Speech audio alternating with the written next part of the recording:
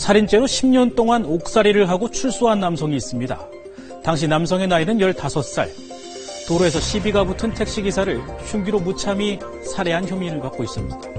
그런데 이미 옥살이까지 마친 이 남성이 억울한 누명을 썼다며 지금이라도 진실을 가려달라 주장하고 있습니다. 법원은 이 주장에 타당성이 있다고 판단해 재심 개시 결정을 내렸는데요. 이미 형 집행까지 끝난 사건에 대해 이런 결정이 내려진 건 대단히 이례적인 일입니다. 대체 무슨 일이 있었던 건지 뉴스 따라잡기에서 따라가 보겠습니다. 끔찍한 살인사건이 일어난 건 지난 2000년 8월 새벽입니다. 흉기에 찔린 채 발견된 택시기사. 병원으로 옮겨졌지만 결국 숨을 거두고 말았습니다. 택시가 한 대 왔었어요. 문을 열면서 기사분이 내리면서 배를 웅크치고 그냥 하든가 뭐 소리를 냈던 것 같아요. 경찰에 지목된 살인 용의자는 당시 사건 현장에 있었던 15살 최무군이었습니다. 오토바이를 타고 배달을 하는 아이였죠, 그 당시에, 최군이. 택시랑 교차로에서 딱 사고가 날 뻔했다. 그래서 택시기사가 욕을 해가지고, 화가 나가지고, 오토바이 안장에 있는 칼을 들고 택시에 승차해서 찔러주겠다는 게. 살인 혐의로 기소된 최군은 법원에서 10년형을 선고받았고, 지난 2010년 출소했습니다. 그런데 형을 모두 마친 최군이 이제라도 억울한 누명을 벗겠다며 재판을 다시 해달라 요청하고 나선 겁니다. 대체 무엇이 잘못된 걸까? 최군 사건은요, 사실상 유일한 증거는 최군 자백입니다. 자백 내용은 진범이라면은 진범만이 알 수 있는 사건의 세부 정황에 대한 진술이 있어야 됩니다. 그런데 그 사건의 세부 정황에 대한 진술은 없고 사실상 자기적으로 좀 만들어진 듯한 자백만이 존재하죠. 취재팀은 자세한 사연을 듣기 위해 당사자를 직접 만나봤습니다. 이제는 30대 가장이 된 최 씨. 배달 가면서 이렇게 지나가다가 여기 택시 서 있는 걸 본 거죠. 한 대가 서 있는 걸. 다시 이쪽으로 지나오는데 두 명이 이제 그때 말대로 두 명인데 막 이렇게 뛰어가는 거를 제가 봤어요. 젊은 사람이었어요. 최 씨의 말대로라면 최 씨는 당시 살인사건의 중요한 목격자인 셈입니다.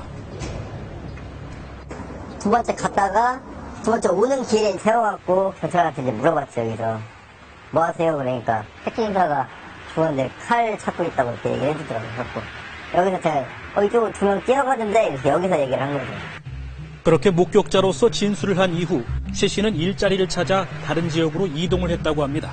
그런데 천안으로 일을 하러 갔는데 이제 그때 친구들이 이제 저한테 전화를 해갖고 네가 사람 죽였다고 지금 그렇게 해갖고 너 총살을 찾고 있어 이제. 살인 용의자로 쫓기고 있다는 말에 최 씨는 직접 경찰을 만나 억울함을 호소하려 했습니다. 자신의 무고함을 알릴 수 있을 거라 생각했다는 최 씨. 그런데 좀 뜻밖의 일이 벌어졌다고 합니다. 두꺼운 전화번호책을 하나 이렇게 탁 던져주면서 범인 찾아오더라고 저한테. 제가 뭐 범인 어떻게 찾아요? 그때부터 이제 시작이 된 거죠. 저는 모른다 하다가 갑자기 형사관장이 네가 했지? 이렇게 된 거예요. 네가 죽였지?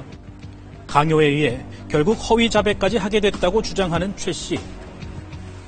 불러준 대로 근데 썼죠. 기억은 잘 안 나요. 뭔 내용을 썼는지. 딱 쓰니까 야 됐어. 가자 하더니 이제 그때로 수업 시작하고 경찰서로 가게 된 거예요. 사실 최 씨의 이런 주장의 진위 여부를 명확하게 밝히는 건 현재로서는 쉽지 않은 일입니다. 하지만 변호인 측은 강요 여부를 떠나 사건의 범죄 기록마저 오류투성이라며 최 씨가 억울한 누명을 쓴 게 확실하다고 주장합니다. 먼저 택시의 주행 기록을 보겠습니다. 택시와 자신의 오토바이가 부딪힐 뻔해가지고 택시 기사가 화를 냈다라고 하거든요. 그러면 급정거 기록은 나와야 되는 거죠. 근데 택시는 완만히 마지막 정차할 때 완만히 정차를 해요. 택시가 정차한 시간, 다시 말해 살해 추정 시간을 전후해 최군이 휴대전화로 2차례나 통화를 한 기록이 있다며 시간 정황상 사람을 살해하는 건 불가능한 일이라고도 주장합니다. 그 택시가 최종 정차한 시점이 타코미타 기록상 2시 8분입니다.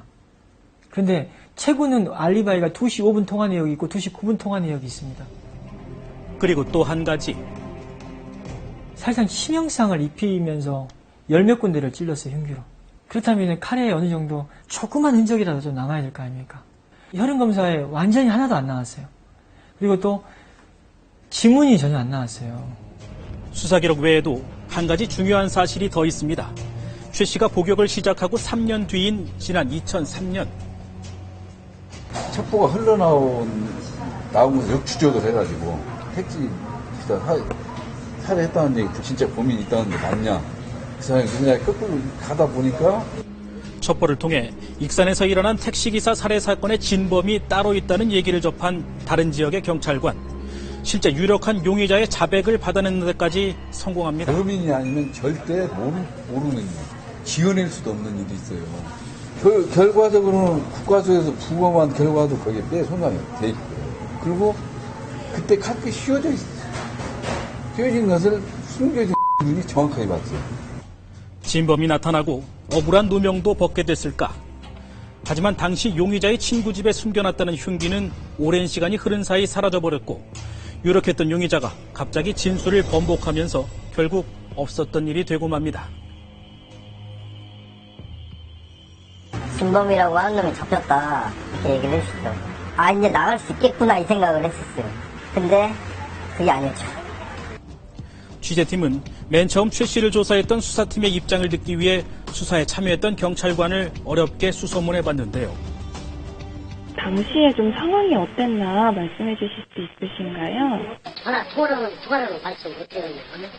그러면 그때 이제 그 최근이 좀 용의자다라고 싶은 뭐 그런 게 좀 있었나요? 살인죄로 복역을 마치고 새 삶을 시작한 최 씨는 지금이라도 진실을 밝히고 싶다 일관되게 주장하고 있습니다. 저는 지금도 제가 제 무죄가 밝혀진다면 전 진짜 좋은 거죠, 저한테는. 자식한테 아빠가 살인자라는 거는 안 이어주기 위해서 그것 때문이라도 더욱더 이거를 밝혀내야 되고. 법원은 극히 이례적으로 형 집행까지 끝난 형사사건에 대한 재심 개시 결정을 내렸습니다. 이 사건의 공소시효는 40여일 뒤인 8월 9일 만료됩니다.